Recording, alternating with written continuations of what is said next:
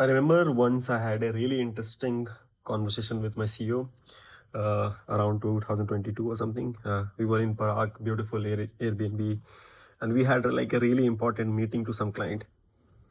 And he was suggesting me, Amit, you should also take up this meeting task as well. You should prepare the pitch and everything. You should also lead the conversation sometime. And because I was the first employee, it was a startup. Uh,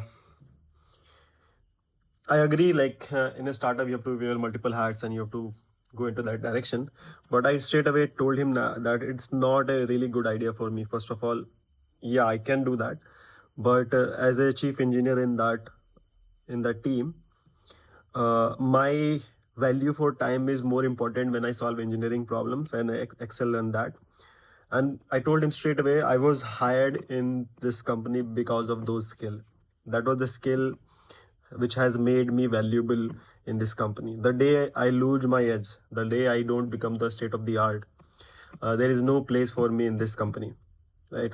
In your small vision, you might be thinking I could take up management tasks. Basically, our task was divided like that. He was not a very technical, so he would take business meetings and pitch decks and everything. I was on the other side, solve the engineering problems. So this was the combo we are going, and he wanted to even assign what he was doing, right?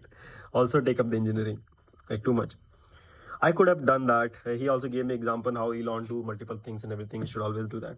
I understand that, but that puts my career into jeopardy, right? Because I don't know how long, but that time I was totally in the faith of that company. I didn't know how long I'm going to be there. Maybe in the future I have to switch or something. They are not going to hire on my leadership skill or pitching skill. Because when a technical guy goes to interview, they don't ask this question, how many teams you led or something, how you do the presentation. Even if they want to ask, they don't have the metric to judge those kind of criterias, like those qualities. It's totally technical.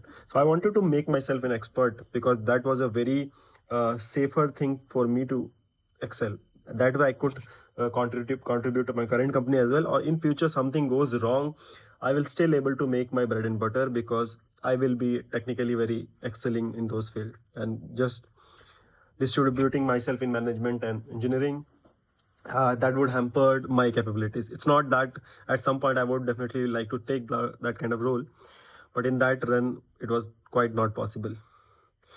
And this has a really good what do you say, comparison for women, like how this whole story would be helpful to women, that I will explain you in the next video.